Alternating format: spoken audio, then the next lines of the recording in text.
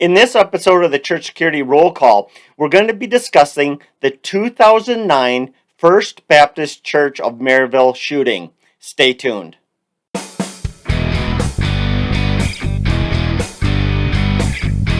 Hi, this is Chris with Sheepdog Church Security, and this is your Church Security Roll Call. Today we're going to be discussing the article, the 2009 First Baptist Church of Maryville shooting. If you'd like to read that article, go to our website, sheepdogchurchsecurity.net, and look under the News tab. So let us begin in the Bible as we always do. This one is 2 Samuel 3, verse 27, and it reads like this. And when Abner was returned from Hebron, Joab took him aside in the gate to speak with him quietly, and smote him there under the fifth rib, that he died, for the blood of Asher his brother. So the reason we picked that verse kind of maybe seems a little random is sometimes you just don't see it coming.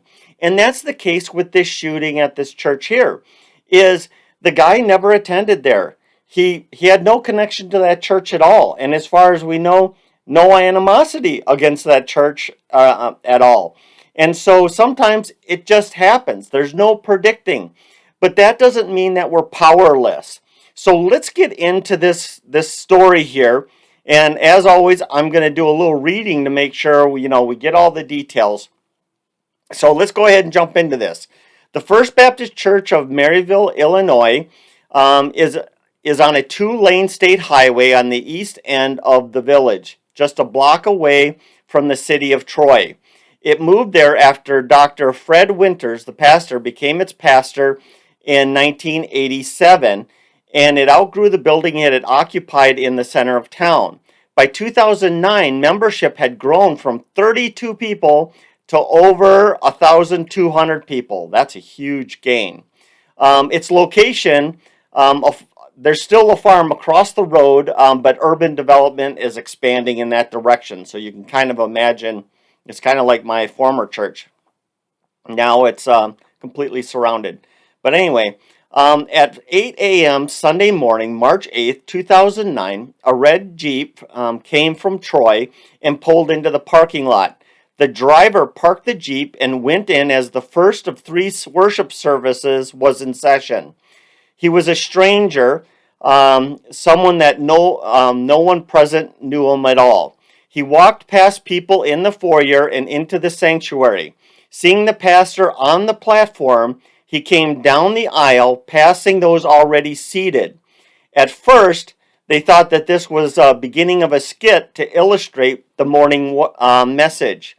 Down front, the killer spoke to Dr. Winters, who replied, no one else could hear enough to know what the man said. The stranger pulled out a .45 caliber pistol and shot him 4 times. Winters held up his Bible in front of him in an attempt to protect himself. The first shot sent a cloud of confetti flying. Some people thought that this was a special effect, but it wasn't. One of the 4 bullets passed through Winters' heart. He ran up the aisle. This is the pastor, ran up the aisle, soon collapsing and dying between the pews. The shooter tried to fire again, but the gun jammed. He dropped the gun and pulled out a knife. 2 members of the congregation stormed him, knocking him down. In the melee, all 3 men were cut, the shooter most seriously. He and one of the tacklers had to be hospitalized. Only God knows how many people would have been killed if the gun had not jammed. And so you can just imagine this here. The service is going. The bad guy shows up in the parking lot in his Jeep. He gets out, he walks into the front door, walks through the foyer, walks into the service, into the sanctuary. Everyone is seated. The pastor is on the front, on the stage behind the podium, and the guy walks right down the middle aisle up to the pastor. He says something to him. The pastor has an exchange with him, and then bam, bam, bam. 4 times, 4 shots. Goes through the pastor's heart. He stumbles off the stage or from behind the podium, goes down that middle aisle, probably walks right past the killer, and ultimately collapses and dies. At that point, the bad guy's gun is jammed, and he pulls out a knife, and luckily 2 people tackled him to the ground, all of them getting injured. One of the good guys going to the hospital because of the severity of the cuts, and of course the killer also cut up pretty bad. So who is this guy? Now, we're never going to say the name. We never do that. We don't want to give any credit to a murderer. So the shooter was a 27-year-old male who had been diagnosed with schizophrenia when he was 18. That's not necessarily when he acquired the disorder, but it's when it developed to the point where it could be diagnosed. Most schizophrenics, in case you don't know this, reach a point sometime between 17 and 22 years old where it gets pretty extreme. If it's diagnosed more often in men than women. When engaged early enough, it can be managed through counseling and medications. Like other disorders, schizophrenia has degrees of severity, of course. It also varies in kinds of expression. What is most basic about most common is the distortion of reality. An assailant who nearly killed President Reagan had delusional schizophrenia, where he thought if he killed the president that Jodie Foster, the actress, would fall in love with him for some reason. But mostly, paranoid schizophrenics are always thinking of someone who is out to get them. They may act aggressively if perceived, they act aggressively if they feel like they're being threatened, and they perceive their actions as self-defense. So if this guy has severe schizophrenia, which the evidence seems to point to that, when he went in there and shot that pastor, in his mind, he was protecting himself. Some behaviors are totally irrational with absolute no discernible logic. So there's also that end too, of course. The shooter's schizophrenia was complicated by Lyme disease, which he got from a tick bite. Lyme disease, causes lesions on the brain. In an interview months before the shooting, his mother said that the lesions made it harder for him to concentrate, caused erratic behavior, created memory lapses. After the shooting, he had no recollection of it. There's no record as why he went to First Baptist Church. We can surmise that it was because it was in a highly visible location along a frequently traveled route. And so maybe it was just a target of opportunity. Also, whether by intent or coincidence, the shooter arrived just as it opened at 8 a.m. for their first service.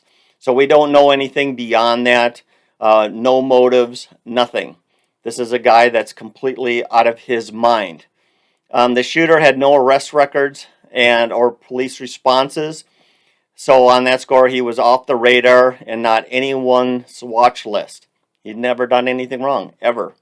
And there's no record of where he got the pistol. So here it is, a completely random, violent attack against the church. And there was no way, the police weren't tracking him. Of course, his mother and psychologists to some degree were tracking him.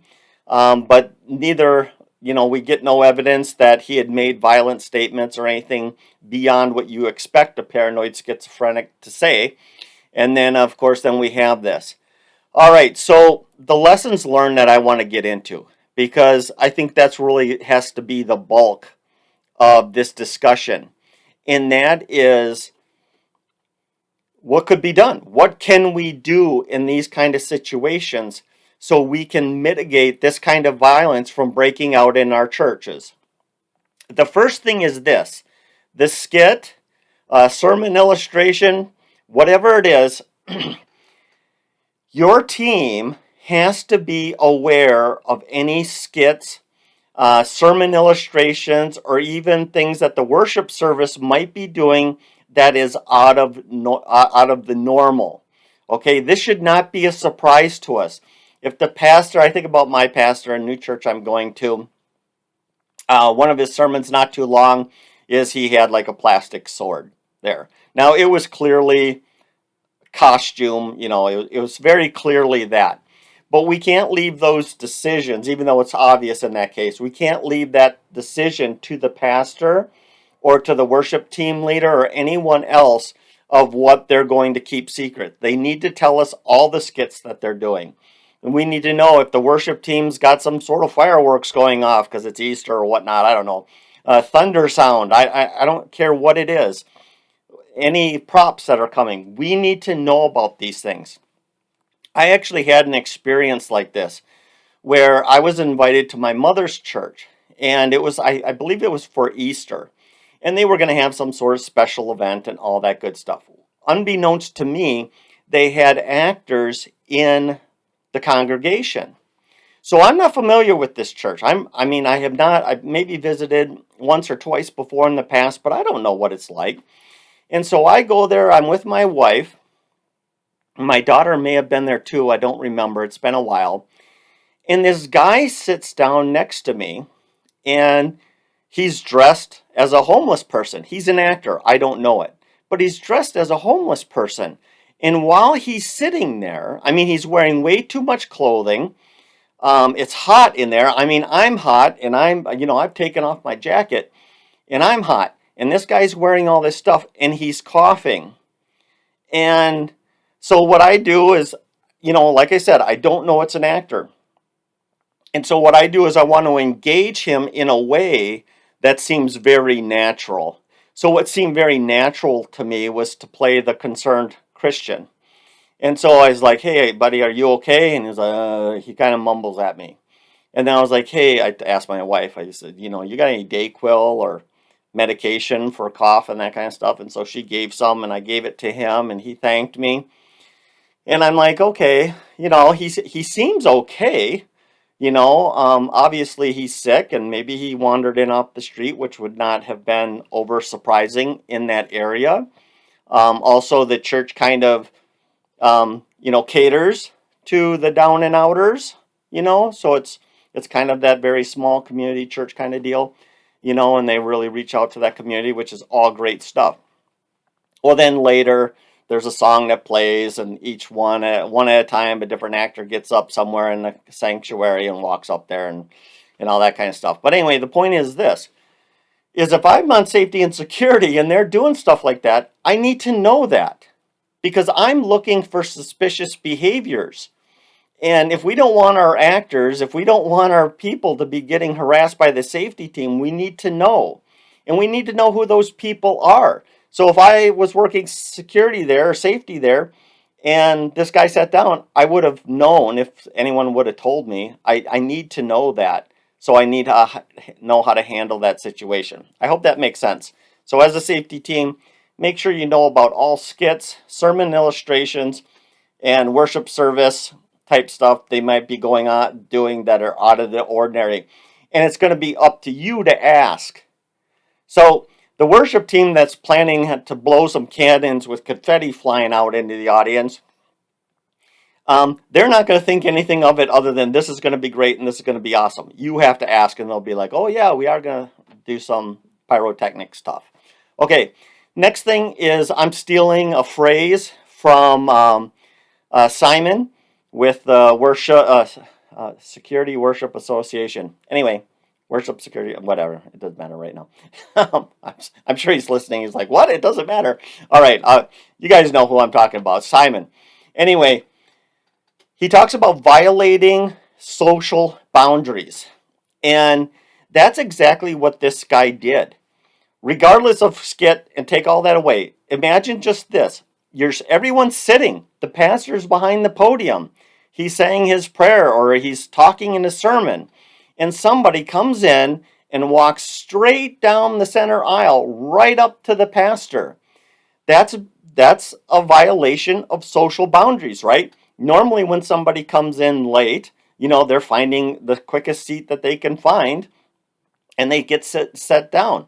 But even so, even if people come in deeper in your church, 1/3, 2/3 of the way into the sanctuary, at some point, he's now walking right up to the front. He's probably, I'm guessing, looking straight at the pastor. This is a violation of what we would consider normal social boundaries. This is a weird behavior. Now, this actually comes in, and we're going to talk about this. Well, I'll hold off on that. Um, the other thing that we need to do, and we've talked about this about a billion times, is the team, the staff, the volunteers all need to be trained on suspicious behavior and gun spotting. Now, I don't know what this guy was wearing, but was he printing? If somebody would have been watching his waist, maybe around the chest, his ankles, that kind of stuff that we all know, we need to remind our staff, our volunteers, to look for those kind of things.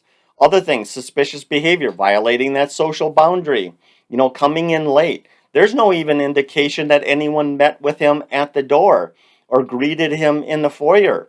I mean, he just walked right in, went right inside, and walked down the center and started shooting. So we have to have that training. And it's more of a refresher.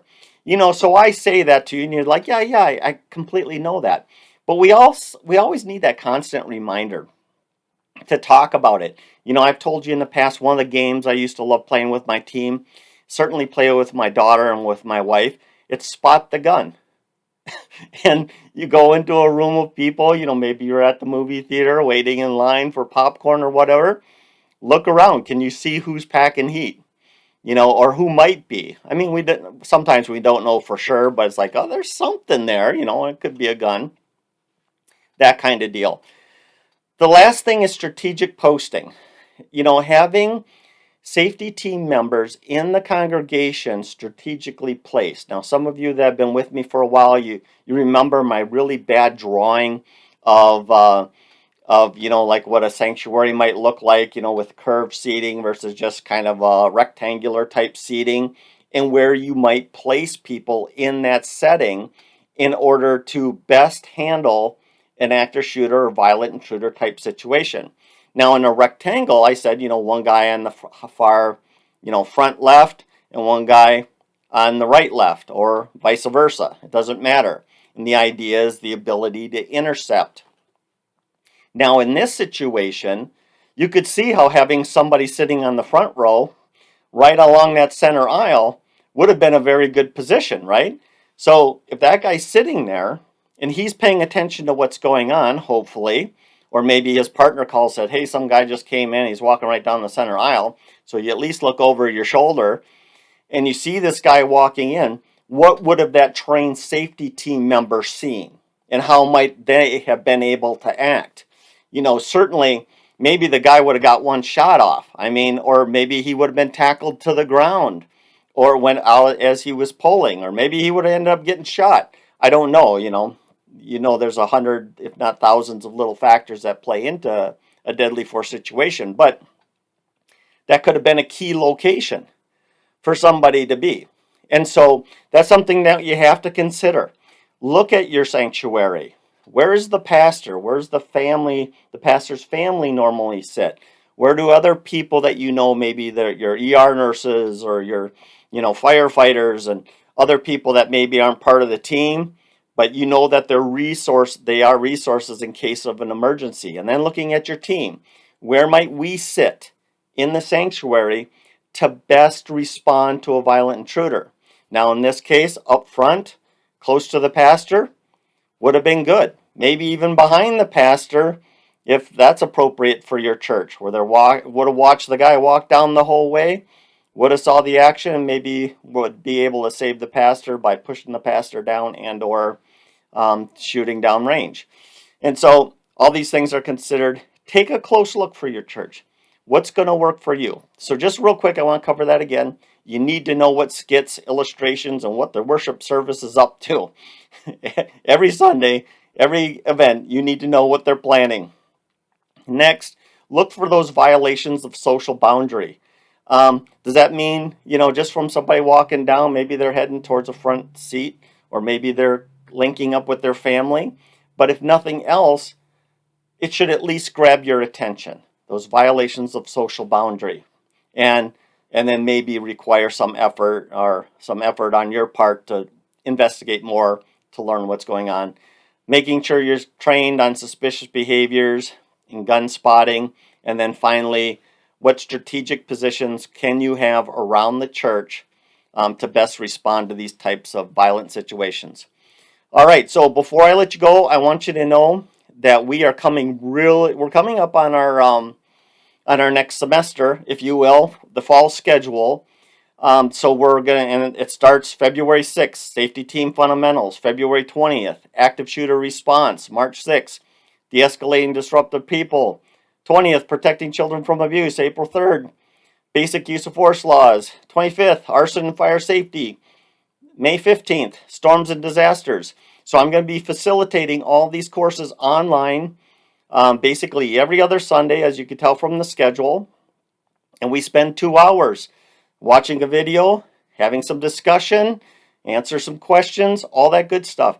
And if you sign up for that team certification, this is where you're buying it for your entire church, then you can basically invite your entire church to every single one of those online training events. And they can audit those courses, learn more. If you want, you can keep records of who attended those trainings so you have good training records. Other than that, if you get that team certification, 5 members of your team get their own access so they can attend with me, or they can attend on their own time and their own computer, get that training done, take the certification test, and be certified with us for 2 years. And then if you have more than 5 people, we also have an answer for you. You're just buying additional seats for your safety team members that need certification. Other than that, thank you so much for watching this video. If you like it, share, comment, all that good stuff. It tells YouTube, it tells iTunes, it tells all these different sources, whichever platform you're using, that we're worthy to be shared. So thank you so much for being here, and hey, let's be careful out there.